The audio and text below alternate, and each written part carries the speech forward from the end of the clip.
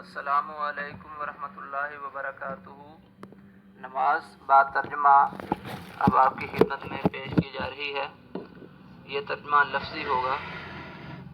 اللہ اکبر، اس تکبیر کو تکبیر تحریمہ کہتے ہیں، یعنی یہ تکبیر کہنے کے ساتھ انسان پر دنیا کی تمام چیزیں حرام ہو جاتی ہیں اور اس کو تمام توجہ خدا تعالیٰ کی طرف کرنی چاہیے۔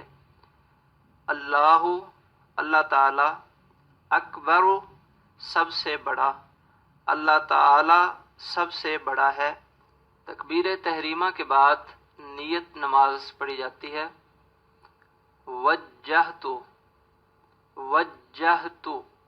میں نے پھیرا یا میں نے پھیری، وجہیا، اپنا چہرہ یا اپنی توجہ، میں نے اپنا چہرہ، اپنا رخ کیا، اپنا چہرہ پھیرا یا میں نے اپنی توجہ پھیری، للذی، اس کی طرف جس نے، اس کی طرف، الذی، جس نے، فطر، پیدا کیا، السماوات، آسمانوں کو، والارض، اور زمین کو، حنیفاً، خالص ہو کر، موحد ہو کر، وما انا، اور میں نہیں ہوں، اور ما، نہیں، انا، میں، اور میں نہیں ہوں، میں سے، المشرکین، شرک کرنے والے۔ وجہت وجہی للذی فطر السماوات والارض حنیفا وما انا من المشرکین، میں نے اپنی توجہ خالصتاً اس کی طرف یعنی اللہ تعالیٰ کی طرف پھیری جس نے آسمانوں اور زمین کو پیدا فرمایا، اور میں مشرکوں میں سے نہیں۔ نیت نماز کے بعد ثنا پڑھتے ہیں۔ ثنا کا مطلب ہے تعریف، یعنی اللہ تعالیٰ کی تعریف۔ سبحانک، تو پاک ہے، اللہم، اے میرے پیارے اللہ، اور ساتھ، حمد، تعریف کا، تیری، وبحمدک، اور اپنی تعریف کے ساتھ، اور تبارک، برکت والا ہے، اسموں کا، تیرا نام، اور تیرا نام بابرکت ہے، وتعالی، اور بلند ہے، جدک، تیری شان، اور تیری شان بلند ہے، اور لا، نہیں، الہ، معبود، اور کوئی معبود نہیں، یعنی کوئی عبادت کے لائق نہیں، غیرک، تیرے سوا، غیر، سوا، کا، تیرے، غیرک، تیرے سوا، اور تیرے سوا کوئی معبود نہیں، اور تیرے سوا کوئی عبادت کے لائق نہیں۔ سبحانک اللہم وبحمدک وتبارک اسمک وتعالی جدک ولا الہ غیرک، اے میرے پیارے اللہ، تو اپنی تعریف کے ساتھ پاک ہے، اور تیرا نام بابرکت ہے، اور تیری شان بلند ہے، اور تیرے سوا کوئی عبادت کے لائق نہیں۔ ثنا کے بعد تعوذ پڑھتے ہیں۔ اعوذ، میں پناہ مانگتا ہوں، باللہ، اللہ سے، من، سے، یا کے ڈر سے، الشیطان، شیطان، الرجیم، دھتکارا ہوا۔ اعوذ باللہ من الشیطان الرجیم، میں دھتکارے ہوئے شیطان کے ڈر سے اللہ تعالیٰ کی پناہ مانگتا ہوں۔ الحمد، تمام تعریفیں، حقیقی تعریفیں، للہ، اللہ تعالیٰ کے لیے ہی ہیں، رب رب پالنے والا، درجہ بدرجہ ترقی دینے والا، العالمین تمام جہان، الحمد للہ رب العالمین تمام حقیقی تعریفوں کا مستحق اللہ تعالیٰ ہی ہے جو تمام جہانوں کا رب ہے۔ الرحمن مہربان، بن مانگے دینے والا، بے حد رحم کرنے والا۔ الرحیم بار بار رحم کرنے والا۔ الرحمن الرحیم جو بے حد رحم کرنے والا اور بار بار رحم کرنے والا ہے۔ مالک مالک، یوم دن، زمانہ یا وقت، الدین جزا سزا یا نتیجہ۔ مالک یوم الدین جو جزا سزا کے دن کا مالک ہے، جو نتیجے کے دن کا مالک ہے۔ ایاک تیری ہی، نعبد ہم عبادت کرتے ہیں، اور ایاک تجھ سے ہی، نستعین ہم مدد مانگتے ہیں۔ ایاک نعبد و ایاک نستعین ہم تیری ہی عبادت کرتے ہیں اور ہم تجھ سے ہی مدد مانگتے ہیں۔ اہدی تو چلا، تو دکھا، تو قائم رکھ، تو ہدایت دے، نا ہمیں، الصراط راستہ، المستقیم سیدھا، اہدنا الصراط المستقیم تو ہمیں سیدھے راستے پر چلا۔ اہدنا الصراط المستقیم تو ہمیں سیدھی راہ دکھا، تو ہمیں سیدھی راہ پر چلا، تو ہمیں سیدھی راہ پر چلا کر اس پر قائم رکھ۔ صراط راستہ، الذین ان لوگوں کا، یعنی ان لوگوں کے راستے پر، انعمت تو نے انعام کیا، علیہم ان پر، یعنی جن پر تو نے انعام کیا، غیر نہ، المغضوب علیہم جن پر غضب ہوا، یعنی ہمیں ان کے راستے پر نہ چلانا جن پر تیرا غضب نازل ہوا۔ اور لا نہ، الضالین گمراہ، اور نہ ہی ہمیں گمراہوں کے راستے پر چلانا۔ صراط الذین انعمت علیہم غیر المغضوب علیہم ولا الضالین یعنی ان لوگوں کے راستے پر ہمیں چلانا جن پر تو نے انعام کیا، اور ان کے راستے پر نہ چلانا جن پر تیرا غضب نازل ہوا، اور نہ ہی گمراہوں کے راستے پر۔ سورۃ فاتحہ کی تلاوت کے بعد قرآن کریم کی کوئی سی سورت یا کسی بھی حصے کی تلاوت کی جاتی ہے، اور یہ حصہ کم از کم 3 آیات پر مشتمل ہو، لیکن اگر آیت بڑی ہو تو ایک آیت بھی کافی ہے، جیسے آیت الکرسی ہے تو وہ ایک آیت الکرسی بھی کافی ہے۔ اس بات کا بھی خیال رکھنا چاہیے کہ پہلی 2 رکعتوں میں جن صورتوں کی تلاوت کی جائے وہ بالترتیب ہوں۔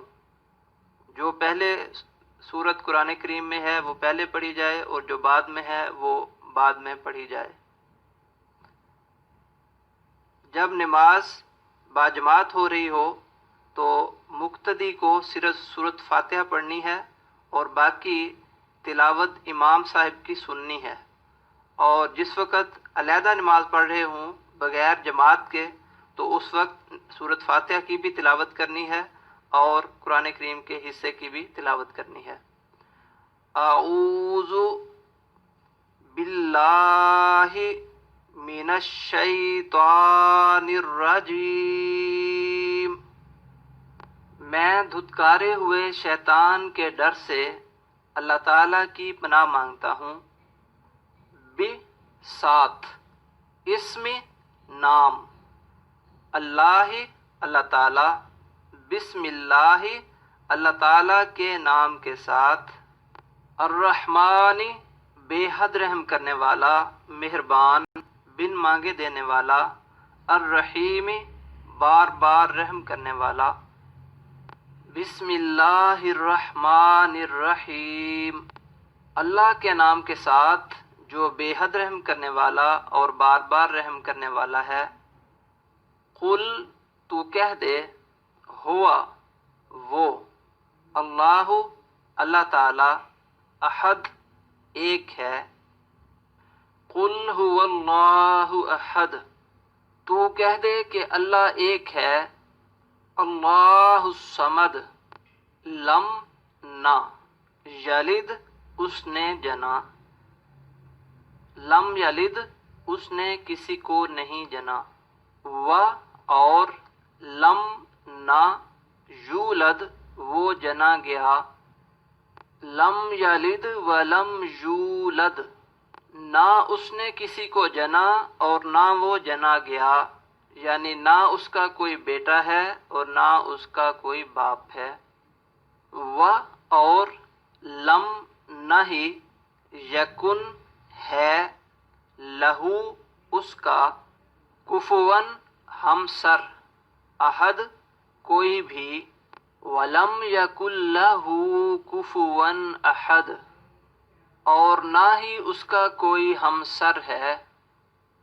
تلاوت کے بعد تکبیر کہتے ہوئے جھکتے ہیں، دونوں ہاتھ گھٹنوں پر ہوتے ہیں اور کوشش یہ کرنی چاہیے کہ کمر برابر ہو، آگے سے سر اٹھا ہوا نہ ہو۔ اس حالت کو رکوع کہتے ہیں۔